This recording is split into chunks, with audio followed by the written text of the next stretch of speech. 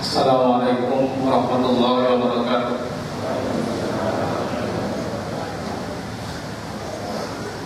Alhamdulillah hamdan katsiran thayyiban mubarakan fi kama yuhibbuna wa yarda. Salatu wassalamu ala nabiyil karim nabiyina Muhammadin sallallahu alaihi wasallam wa ala alihi wa ashabihi ajma'in wa man tabi'ahum bi ihsanin ila yaumiddin. Amma ba'd. Ayyuhal ikhwah jamaah Masjid At-Taqwa, azza Allah wa iyyakum. Alhamdulillah, yang pertama dan yang utama, tak bosan-bosannya saya ingin mengajak dan mengingatkan khususnya kepada saya pribadi agar kita senantiasa menjaga hati kita, diri kita, agar tetap bersyukur atas nikmat yang Allah berikan. Tidak mungkin kita akan mampu mengkalkulasi dengan apapun, karena Al-Quran sudah menjelaskan, di antaranya di dalam ayat wa in ta'uddu ni'matallahi la tuhsuha. Andaikan kalian ingin menghitung nikmat yang Allah berikan, maka tidak akan mungkin. Dari sekian banyak nikmat, mungkin masing-masing kita akan mengkelompokkan, ini ada nikmat yang besar, ini nikmat yang sedang, ini nikmat yang kecil. Tetapi itu bukan parameter yang sahih. Di dalam beberapa kitab, misalnya di dalam Muqaddimah yang ditulis oleh Syekh Shalih Al-Utsaimin, orang akan merasa memiliki nikmat yang besar ketika nikmat itu tidak diberikan kepada orang yang Allah murkai. Contoh, kalau kita menganggap sehat itu adalah nikmat yang terbesar, orang kafir, orang yang Allah murkai dikasih sehat, itu berarti tidak benar. Kalau sehat adalah kenikmatan yang sangat besar, yang di atas. Ada yang lebih tinggi dari itu. Misalnya al-iman, keimanan, al-Islam, mencintai ilmu din, ilmu agama, giat di dalam beribadah, taat. Karena bagaimanapun pernah, mungkin sering kita baca, terusirnya iblis dari surga karena tidak taat. Padahal jauh kurang lebih 200 tahun sebelum Adam diciptakan, dia adalah makhluk yang taat.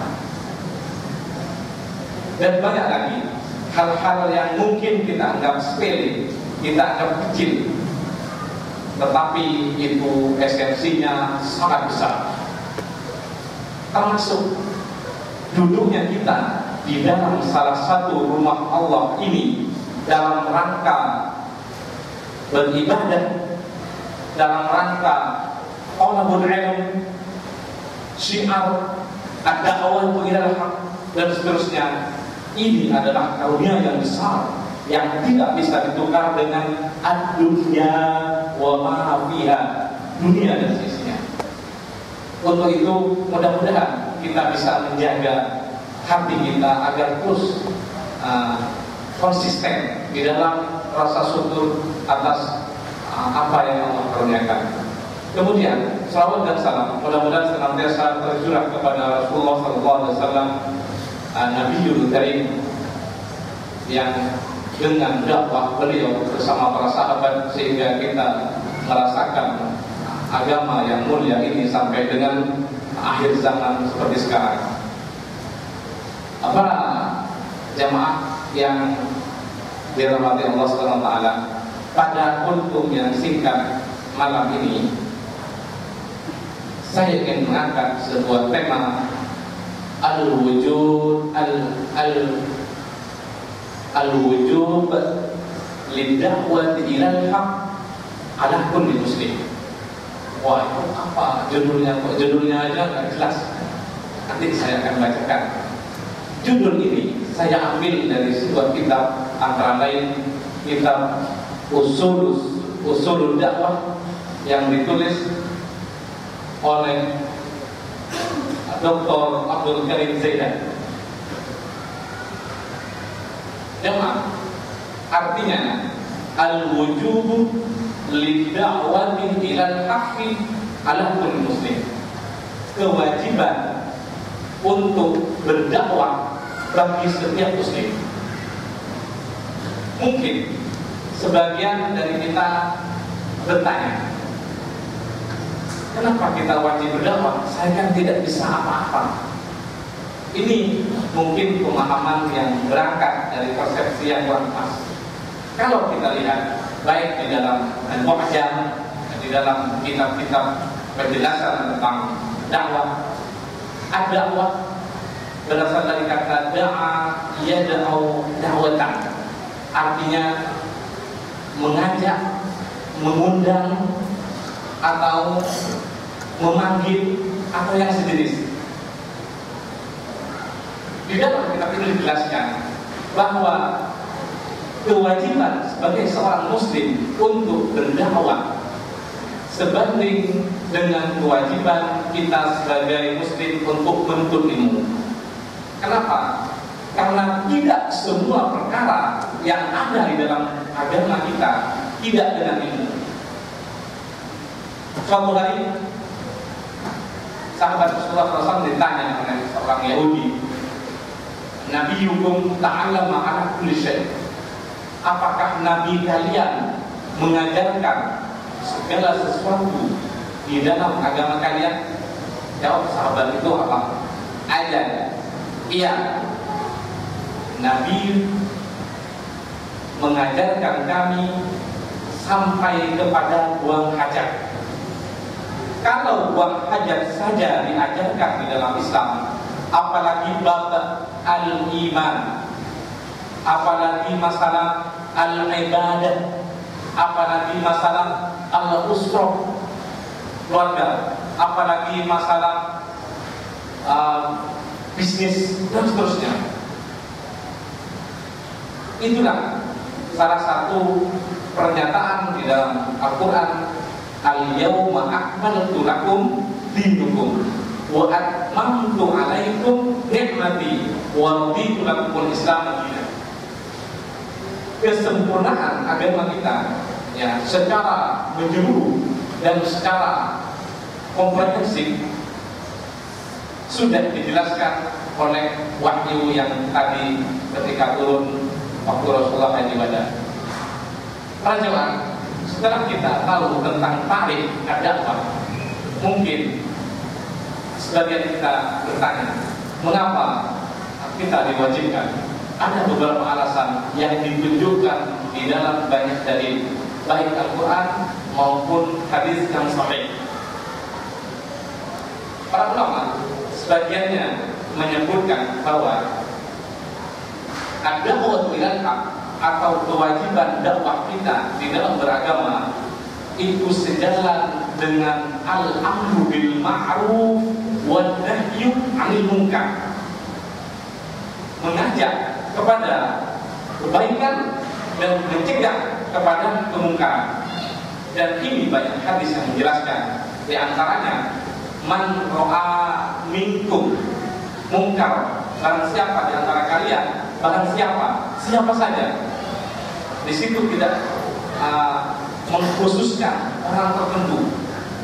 Barang siapa melihat kemungkaran, fal yughayyirhu, maka cegahlah biadi dengan tangannya. Fa'ilam yastati', kalau tidak mampu bilisani, maka dengan lidahnya atau dengan kata-katanya. Fa'ilam yastati' fabiqalbi, kalau juga tidak mampu dengan kalimat, maka dengan hatinya, atau dengan kata lain mengingkari atau membenci kemungkaran tersebut.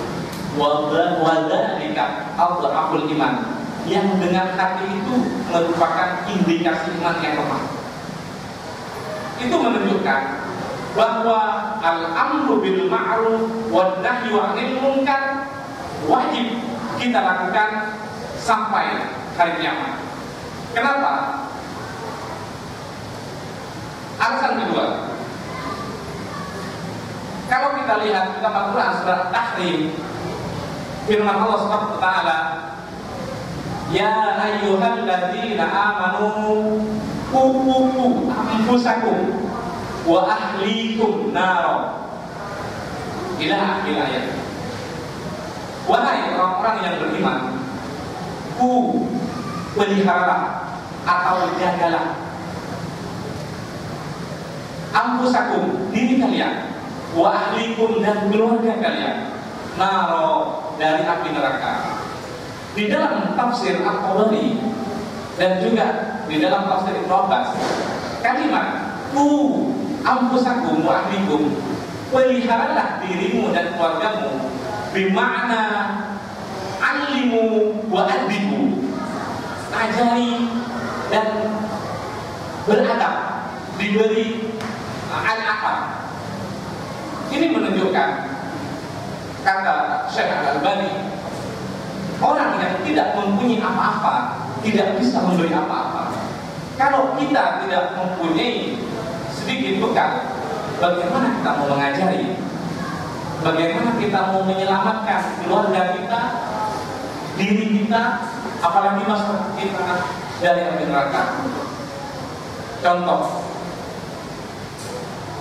kita apabila sudah memiliki anak gadis yang sudah agak besar, keluar rumah tanpa berhijab, tanpa berjilbab, bahkan memamerkan aurat, kita diamkan. Itu sama dengan kita tidak menjaga keluarga kita dari api neraka. Itu kira-kira makna yang dijelaskan di dalam tafsir tersebut. Kemudian selanjutnya, bagaimana kita berdakwah atau melakukan amru bil ma'ruf wa nahyi 'anil munkar? Sebagai ulama mengelompokkan 3 aspek. Pertama, ada waktu ila nafs, berdakwah kepada diri sendiri. Seperti apa? Seperti kita berusaha memahami agama ini dengan benar, berusaha memperbaiki ibadah di atas ilmu, berusaha menghidupkan, memperjuangkan, dan melakukan apa yang dibutuhkan agama kita, mengarahkan diri dan keluarga kita. Itu kira-kira untuk diri sendiri. Kemudian level yang lebih tinggi, dakwah ila ahli, orang-orang terdekat kita, apakah keluarga, saudara, orang yang di dalam tanggungan kita, karyawan misalnya, atau bawahan, atau seterusnya, ada tanggung jawab. Baru aspek yang lebih tinggi ialah di dalam masyarakat luas, dan itu memerlukan kekhususan di dalam ilmu. Para jemaah yang dimuliakan Allah Subhanahu wa taala,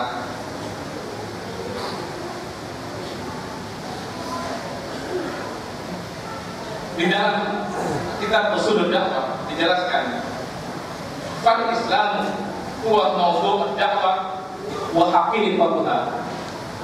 Sesungguhnya al-Islam, agama ini adalah dakwah, hakikatnya adalah menempatkan kita sebagai pendakwah atau penyeru. Karena apa? Di antara fadail, keutamaan yang bisa kita lihat di dalam penjelasan para ulama dalam kitab mereka ialah, pertama, di dalam surat Al-Ahzab, seluruh para nabi itu mempunyai kewajiban untuk berdakwah.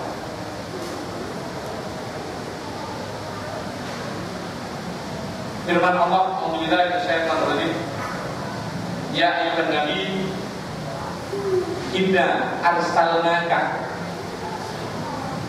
syahidan wa mubasysyiran wa nadhiran wa da'iyan ila Allah bi'idzni wa sirajan munira.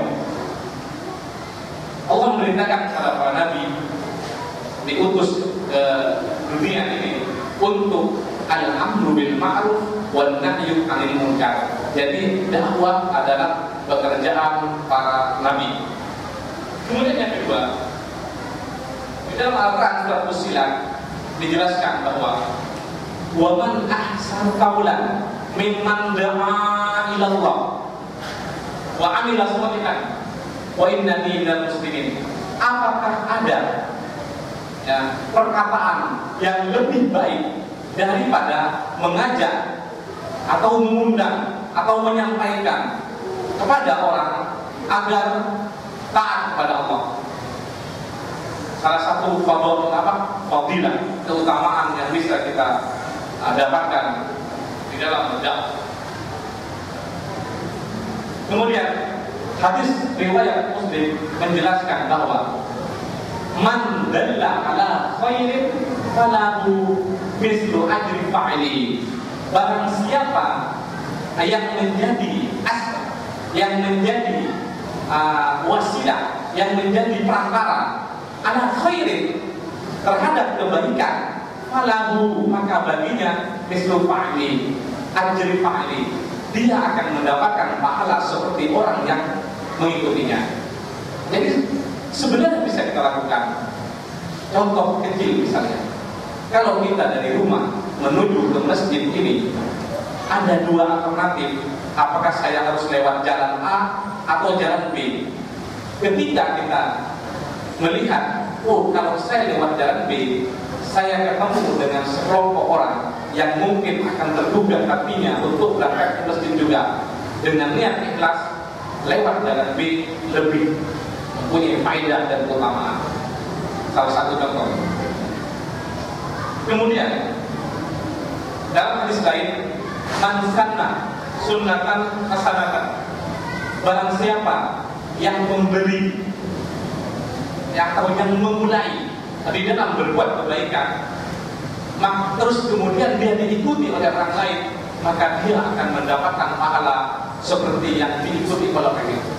Subhanallah, sangat besar fadail, keutamaan yang bisa kita dapatkan kalau kita mulai berpikir tentang din ini, mulai berpikir tentang masyarakat, tentang agama, seperti apa kondisi nanti kalau masing-masing tidak ada gairah atau semangat untuk berdakwah. Terakhir, mengapa kita harus berdakwah? Pertama, al-amru bil ma'ruf wan nahyu 'anil munkar tidak akan pernah selesai sampai hari kiamat. Kita mungkin pernah baca kisah yang tragis di dalam surat Al-A'raf. Ketika iblis diusir, dia minta kepada Allah agar ditangguhkan sampai hari kiamat tidak mati, hanya untuk menggoda kita, anak cucu Adam, untuk dimasukkan ke dalam neraka sebanyak-banyaknya. La'aqodanna lakum siratan mustaqimah. Kalimat la'aqodanna ini menggunakan, kalau di dalam bahasa Arab ada harfu taukid, menguatkan. Dia, iblis tadi, akan bersungguh-sungguh untuk menyimpangkan atau memalingkan kesungguhan kita di dalam taat yang Allah kasih nikmat tadi. Ketaatan kita ini tidak akan dibiarkan oleh iblis sampai hari kiamat.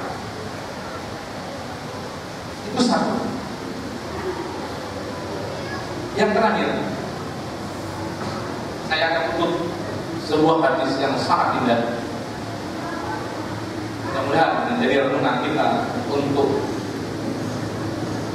memotivasi diri agar lebih serius ketika melihat zaman yang semakin rusak. Para ikhwan sekalian, Rasulullah SAW bersabda, "Idza mata ibnu Adam," ketika seseorang sudah meninggal, inqata'at, maka putus seluruhnya amaluhu, segala bentuk perbuatan illa instasin kecuali tiga unsur. Yang pertama, sedekah jariyah, yaitu sedekah jariyah. Yang kedua, au ilmin yang tafa'u bihi, ilmu yang pernah kita pelajari dan kita ajarkan. Apakah diajarkan kepada anak kita, kepada istri kita, kepada teman kita, kepada bawahan kita, kepada karyawan kita, seterusnya. Kalau itu berjalan, maka ini akan menjadi aset hidup kita, insya Allah sampai yaumil qiyamah. Walaupun kecil. Contoh kecil, misalnya, kalau Bapak Ibu sekalian duduk di karpet, melihat ada benang atau yang mengotori masjid, kita ambil, kita kantongin dengan niat saya akan menjaga kebersihan tempat ibadah atau rumah Allah ini, kemudian diikuti oleh orang yang melihatnya, maka perkara itu jangan dianggap kecil. Sungguh itu akan menjadi perbendaharaan kita ketika kita mati. Kemudian yang ketiga, yang tidak akan putus jalan, awwaladin soleh yad'ulah, yaitu anak yang soleh yang mendoakan. Dan ini pembahasannya sangat panjang karena akan membentuk anak soleh itu harus dimulai dari kita berusaha untuk soleh juga. Itulah sekedar untuk mudah-mudahan membawa semangat atau motivasi kepada khususnya pribadi kepada jemaah sekalian, apa yang kami sampaikan kalau benar itu datangnya dari Allah, dan apabila kesal itu dari pribadi karena kejahilan, karena syaitan, dan saya beri kepada Allah mudah-mudahan dari budi. Subhanallah wa bihamdihi asyhadu an la ilaha illa anta astaghfiruka wa atubu ilaik. Assalamualaikum warahmatullahi wabarakatuh.